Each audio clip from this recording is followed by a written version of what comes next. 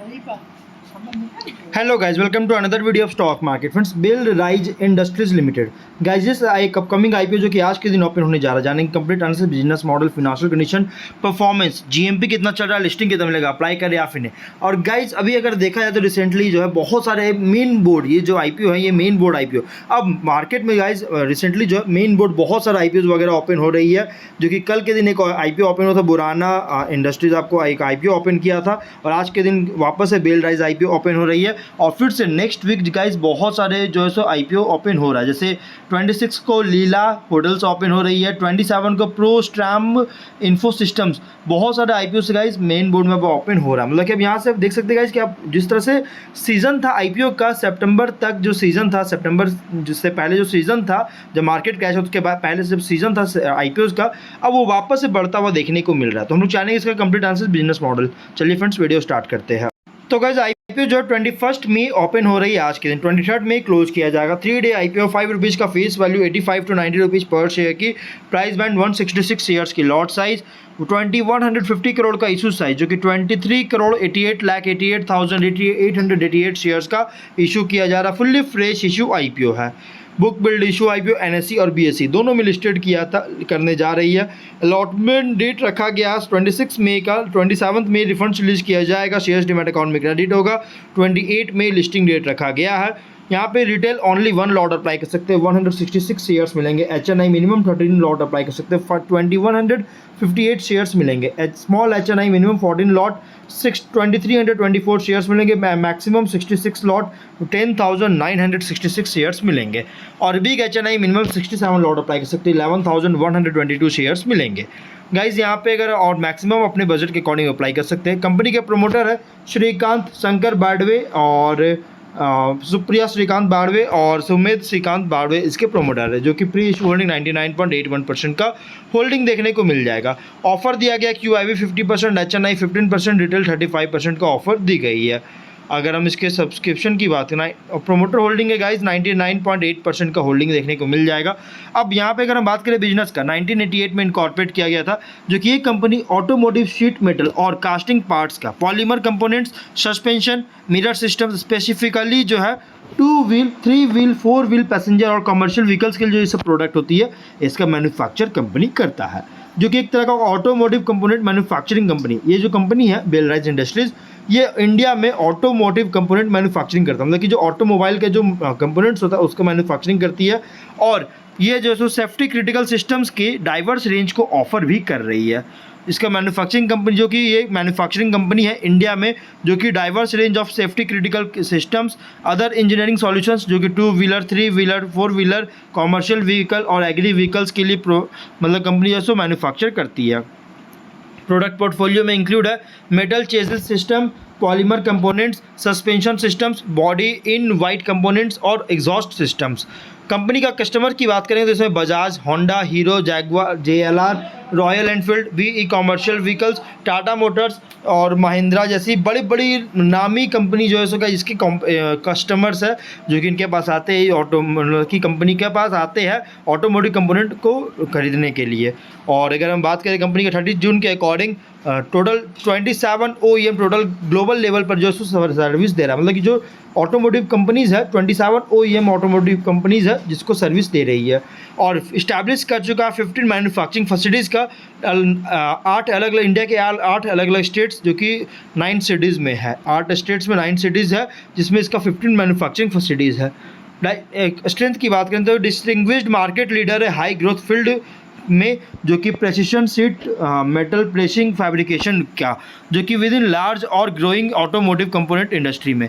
और इनेबल किया है, इनोवेशन किया है, मतलब इनेबल्ड कर चुका है इनोवेशन ड्राइवन डेवलपमेंट का प्रोसेस कर रही है इंजीनियरिंग कैपेबिलिटीज़ का।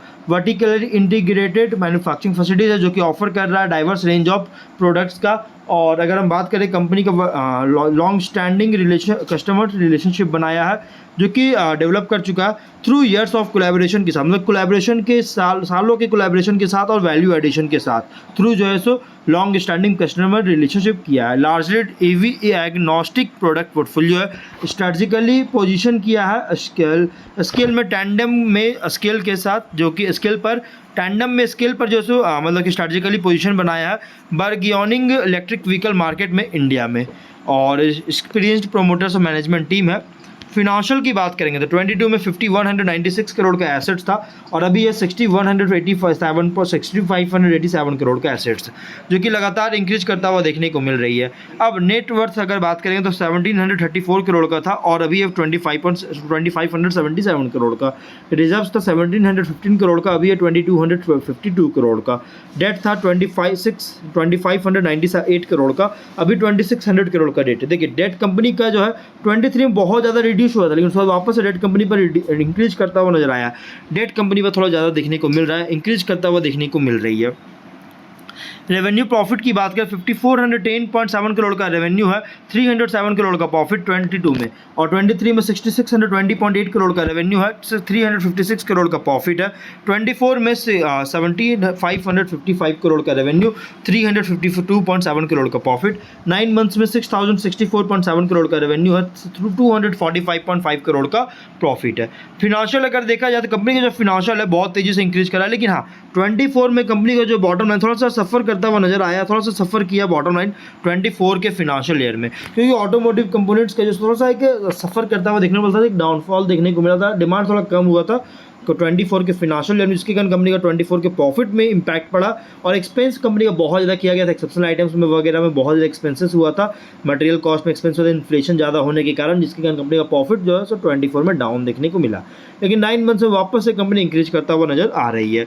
अब यहाँ पे अगर देखिए तो कंपनी का फिनांशियल अच्छी खासी मेंटेन किया हुआ है। ROEC है 14.8%, डेट इक्विटी 1 टाइम का, RONW 13.3 टाइम्स परसेंट का, PAT margin 4.36%, price to book value 2.5 times का, PE रेशियो 16.6 टाइम्स की है। और कुछ रिस्की पॉइंट की बात करें तो जून 30 के अकॉर्डिंग 15 मैन्युफैक्चरिंग फैसिलिटीज़ में 7 जो है ये ऑपरेट कर रहा है, और ये जो है सिर्फ और सिर्फ महाराष्ट्र में, ये 15 मैन्युफैक्चरिंग फैसिलिटीज़ में से 7 महाराष्ट्र में है। इसलिए कोई भी adverse political social economic development होता है महाराष्ट्र में तो इसका ऑपरेशन पोटेंशियली मतलब ऑपरेशन को डिस्टर्ब कर सकता है, पोटेंशियली अफेक्ट करेगा ऑपरेशन, फिनेंशियल कंडीशन और कैश फ्लोज को। सिग्निफिकेंट पोर्शन जो है कंपनी का रेवेन्यू भी जनरेट करा टॉप 10 कस्टमर से, जो कि अगर हम यहाँ देखिएगा तो यह लगभग 22 में 64.3% कॉन्ट्रीब्यूशन था, 23 में 58% का, 24 में 50.7% कॉन्ट्रीब्यूशन था, फर्स्ट क्वार्टर में 57.4% का कॉन्ट्रीब्यूशन था। और इसीलिए अगर कस्टमर बेस को एक्सपैंड नहीं कर पाता है तो इसकी वजह से कंपनी का बिजनेस फिनेंशियल पोजीशन को हार्म कर सकता है। और कंपनी जो रॉ मटेरियल सोर्स करता है जैसे seat metal, steel wire, polymer, ये परचेज ऑर्डर बेसिस के थ्रू जो सो किया जाता है, और लगभग 150 से भी ज़्यादा सप्लायर्स से ये किया जाता है, जिसमें रॉ मटेरियल्स जो कॉस्ट यहाँ पे अगर देखिएगा तो 22 में 73.7% का, 23 में 66.3% का, 24 में 65.3% का, 25 के जून मंथ में 63.7% कॉन्ट्रीब्यूशन था। और इसीलिए गाइस ये रॉ मटेरियल्स के प्राइस फ्लक्चुएशन होता है, या फिर अवेलेबिलिटी में डिस्ट्रप्शन होता है, या फिर सप्लाई चेन इशूज़ में अगर आता है गाइस, या जियो पॉलिटिकल फैक्टर्स के कारण सप्लाई चेन इशूज़ होता है तो इम्पैक्ट कर सकता है कॉस्ट स्ट्रक्चर और प्रोडक्ट क्वालिटी को।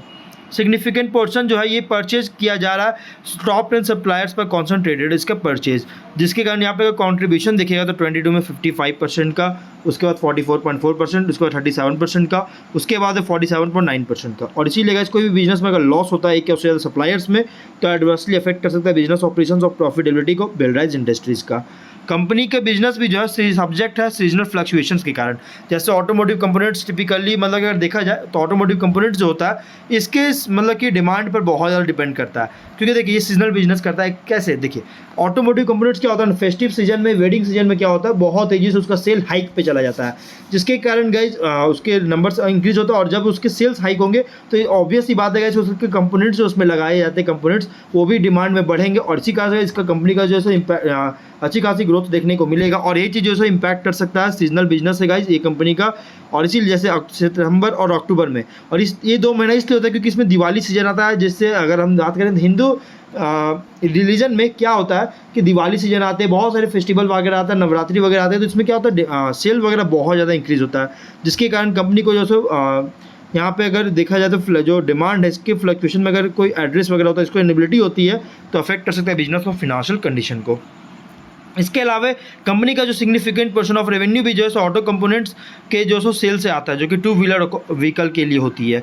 और अगर हम बात करें इसके कंट्रीब्यूशन को 73.2%, उसके बाद 65.5% का, 63.3% का और 64.5% कंट्रीब्यूशन। और ये टू व्हीलर के डिमांड में अगर कोई डिक्लाइन आता है या फिर डेवलपमेंट में मतलब कि कोई डेवलपमेंट आता है इसके सेल में, तो इसके कारण गाइज कंपनी का जो है इकोनॉमिकली वाइबल से अगर लेस होता है इसके सेल में, तो गाइज इंपैक्ट कर सकता है बिजनेस, फिनेंशियल कंडीशन और result of operation cash flows को।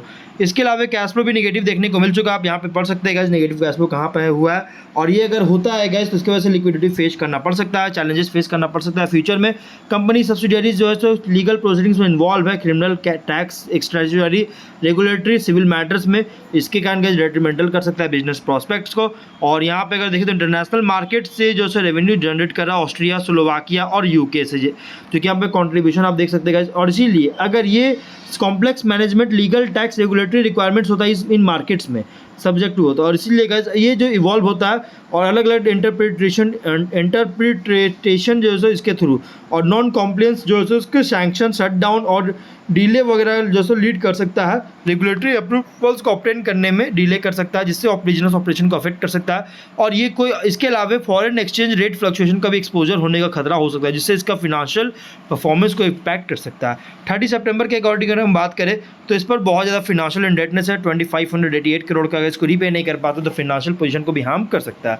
कुछ रिस्की पॉइंट भी है। अब जेएमपी कंपनी का 14 रुपीज़ का ट्रेंड कर रहा है, 104 रुपीज़ पर लिस्टिंग और 15.5% की लिस्टिंग इन मिल रहा है। देखिए लिस्टिंग कंपनी बहुत अच्छी दे रही है, अच्छी खासी लिस्टिंग दे रही है। और अगर हम ऑब्जेक्टिव की बात करें तो लोन उसके लिए पेमेंट करना चाहता है, जनरल कॉर्पोरेट उसके लिए फंडिंग चाहती है। फिलहाल अगर देखा है तो टू व्हीलर सेगमेंट में ये कंपनी जो है 24% मार्केट शेयर कवर किया है। तो आप देख सकते हैं मतलब कि ये one of the leading company है, और जो कि लीडिंग का ऑटोमोटिव कंपोनेंट मैन्युफैक्चरिंग कंपनी है, diverse range of products provide करती है। इसके अलावा इंजीनियरिंग सॉल्यूशंस भी जो है प्रोवाइड करता है अलग अलग ऑटोमोबाइल्स के लिए, अलग अलग वेरिएंट्स के लिए। और इसीलिए गाइस देखिए हाँ टॉप लाइन अच्छी ग्रोथ है, बट बॉटम में थोड़ा सा प्रेशर बनता हुआ नजर आया। 24 जब मैंने बताया कि एक्सपेंस वगैरह बहुत ज़्यादा होता है इन्फ्लेशन की वजह से। लेकिन अब यहाँ पे कंपनी जो है ना, मैनेजमेंट क्या मान रही है कि अब ये आईपीओ के बाद जो है सो हायर अर्निंग्स होने का कॉन्फिडेंट है कंपनी को, क्योंकि देखिए इससे इसलिए होगा क्योंकि देखिए मेनली कंपनी जो फंड रेज करे से डेट को रीपे करेगा, और जब डेट रीपे होगा तो ऑब्वियस ही बात है कि इंटरेस्ट वगैरह जो कंपनी को पे करना पड़ता है डेट के ऊपर, तो वो कम हो जाएगा, कॉस्ट स्ट्रक्चर इंक्रीज अच्छी खासी होगा, मेंटेन होगा, जिससे कंपनी को जो है सो अच्छी खासी पोजीशन बनेगा, फिनेंशियल इंक्रीज होगा। और रिसेंट एक्विजिशन भी कंपनी कर रही है, 4 व्हीलर सेगमेंट में जो है सो रिसेंट एक्विजिशन भी किया है, जिससे बूस्ट करता हुआ नजर आएगा इसके फिनेंशियल में। इसलिए गाइस आप इसमें अप्लाई करना चाहते हैं मीडियम टू लॉन्ग टर्म के लिए, नो डाउट अप्लाई कर सकते हैं गाइस। लिस्टिंग इनके लिए भी अप्लाई कर सकते हैं मीडियम टू लॉन्ग टर्म के लिए। आप कोई भी मतलब चाहते हैं गाइस डिसीजन लेना चाहते हैं अप्लाई करने का लॉन्ग टर्म के लिए, या फिर किसी आईपीओ में अप्लाई करना चाहते हैं, आप इसमें अप्लाई कर सकते हैं नो डाउट। लेकिन फाइनल डिसीजन जो भी लीजिएगा ना अपने रिस्क पर लीजिएगा, कोई रिकमेंडेशन वीडियो नहीं है। तो मिलते हैं नेक्स्ट वीडियो में, टिल देन बाय बाय।